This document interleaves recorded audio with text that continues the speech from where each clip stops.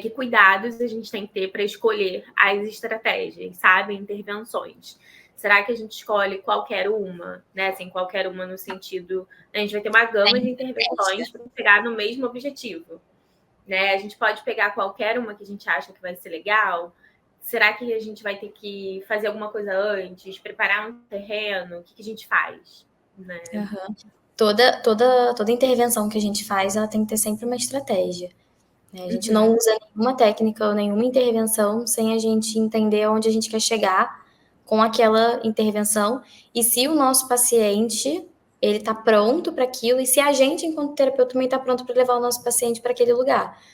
Né? Então, eu vou assumir aqui uma intervenção, mas eu preciso estar pronta para aquilo. Então, eu vou assumir uma intervenção, né, para ajudar o meu paciente a aceitar. Então, eu quero proporcionar a ele a aceitação da experiência emocional. Eu quero que ele ganhe confiança, que ele experimente a emoção, né, da tristeza, sem se assustar com ela, né? Para eu poder realmente desconstruir essa crença de que, uma vez que eu experimento tristeza, essa emoção ela é incontrolável, né? Eu não vou parar. Quero mostrar para ele que as emoções elas vêm e vão e que tá tudo bem, ele tem controle sobre isso. Mas eu preciso estar preparada também, né? Então eu, enquanto, né, psicóloga, enquanto Paulo, eu também preciso aprender a lidar com a minha emoção para eu poder também entender na minha vida que a minha emoção é um vai e vem, que a emoção ela não vai ficar, para eu poder passar para o meu paciente um ambiente de segurança, de confiança, né, e tudo mais. Então, toda intervenção técnica tem que ter uma estratégia por trás. E aí, quando você fala... Fala, depois eu falo. Não, pode falar. Não, eu ia falar da coisa do preparar o terreno, né, assim, porque eu fiquei pensando, veio na cabeça vários exemplos de pacientes evitativos emocionalmente, né? E a gente tem várias técnicas que são experienciais, né, que usam a emoção ali como recurso e que são super interessantes. Mas imagina se um desses pacientes evitativos chega no nosso consultório, a gente está começando a terapia, a gente percebe que, assim, emoção não, né? Ele é quase aquele diga não às drogas, diga não às emoções, eles não querem. E a gente chega e fala, não, vamos fazer uma dessas intervenções, uma cadeira vazia, onde você vai se imaginar criança na outra cadeira e, cara, é uma técnica que vai precisar muito do paciente estar ativo emocionalmente. Ou o paciente vai fugir, vai falar, ih, Júlia é doida, né? Deixa eu ir embora daqui e procurar outra. Ou ele, assim, vai ser uma técnica em vão, né? Assim, ele não vai estar preparado, né? Então é muito importante a gente entender também o que aquele paciente consegue, o que vai ser confortável até a gente conseguir chegar lá, né? Na sessão que ele vai estar um pouco mais aberto, né? Sim. A gente pode cair no erro gravíssimo da gente reforçar tudo para o paciente, né? Ele nunca entrou na piscina, ele não sabe nadar, e eu jogo ele na piscina e digo, agora você precisa nadar. Mas ele não tem habilidade nenhuma, né? Assim, ele não tem habilidade, né? E aí eu caio no risco dele, né, traumatizar e não querer, aí mesmo que ele não vai querer entrar na piscina. Eu não sei se é esse caminho que você pensou, né, aí quando você me fez essa pergunta, mas eu diria que antes de qualquer coisa a gente precisa revisitar a conceitualização dele para entender, eu acho, qual é a história de vida dele, que crenças são essas, o que está por trás e o que talvez ele esteja disposto e como ele está disposto a enfrentar essa evitação, né? Assim, como para eu poder planejar mesmo o tratamento, sabe? Porque existem pacientes onde talvez eu venha entender que ele abre espaço para alguma emoção, não todas, mas para alguma emoção ele abre espaço, que ele permite alguma experiência emocional, mas também não todas, que algumas estratégias, né, de evitação eu consigo, né, talvez tirar e outras não.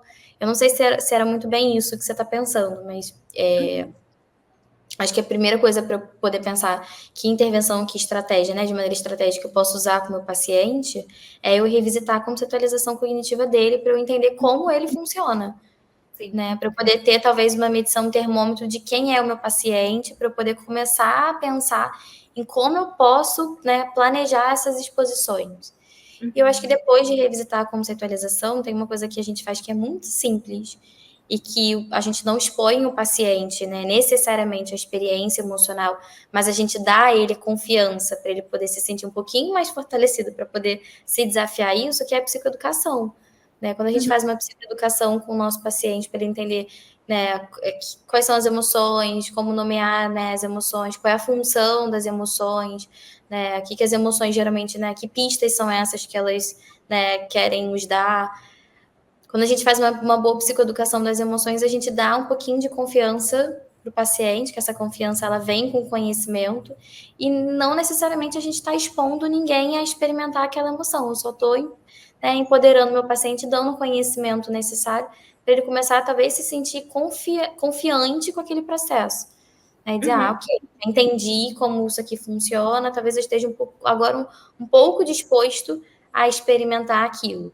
Nem que seja no primeiro momento experimentar com muita evitação, né? E eu ir tirando aos pouquinhos e fazer, né, quase que uma hierarquia, né, para eu poder ir tirando, né, todo o comportamento evitativo dele aos pouquinhos. Mas que pelo menos agora ele já tem um conhecimento. Mas não sei se era muito bem isso que você tinha pensado, que estava passando na sua cabeça aí de resposta. Acho que era isso, assim, a psicoeducação, acho que é uma ferramenta muito boa. Visitar a conceitualização, acho que a conceitualização, querendo ou não, né, sendo o mapa do paciente, ela nos dá muitas respostas para o que a gente precisa fazer. Mas para adicionar, né, duas coisas que eu pensei, acho que uma coisa que ajuda muito em tudo, né, eu acho que assim, não existe terapia sem isso, é a relação terapêutica. A relação terapêutica ela faz muita diferença para como a terapia vai caminhar. E aí, quando você falou da conceitualização cognitiva, eu pensei muito nisso, assim, de entender quem é esse paciente, as crenças, etc. Mas entender quais são as necessidades que faltaram na vida desse paciente, que fizeram ele ser dessa forma, e como a nossa relação, como o meu cuidado com ele, pode ajudá-lo a confiar em mim, porque eu vou estar ali, né, proporcionando algo para ele que ele nunca teve, sabe? Então, acho que a relação terapêutica é um caminho legal quando a gente pensa nesses pacientes que são mais evitativos. E aí a conceitualização pode nos dar pistas, né, de como essa relação vai ser mais transformadora para esse paciente, né? Porque cada um vai precisar de uma coisa. E ao mesmo tempo eu pensei também nas intervenções que elas são mais, não sei se eu vou usar um termo correto, mas elas são mais racionais. A gente pensar em intervenções mais cognitivas e menos emocionais né, num primeiro momento. Porque você falou de fortalecer o paciente com a psicoeducação. Né? E acho que é muito isso. Talvez a gente fortalecer o paciente com a psicoeducação e com intervenções que vão ali mais pro racional, que não vão mexer tanto na emoção, mas ao mesmo tempo já vão dar uma mexidinha ali nele, né? Sim, que vão proporcionar, por exemplo, reestruturação, né? Então, ele é evitativo emocionalmente e tem crenças que justificam esse comportamento, né? Por exemplo, aqui você sugeriu ainda há pouco, de as emoções, elas são incontroláveis, né? Eu não tenho nenhum controle sobre elas. As emoções são perigosas, as emoções são um sinal de fraqueza, né? E aí eu posso usar uma intervenção, né, como você falou, racional, para fortalecer talvez esse lado mais racional, mais crítico do paciente, para ele conseguir, por exemplo, reestruturar essas crenças, né? Porque só no primeiro momento, né? Porque aí eu consigo fortalecer ele, eu consigo dar conhecimento a esse paciente, e talvez lá na frente ele esteja mais disposto a experimentar isso.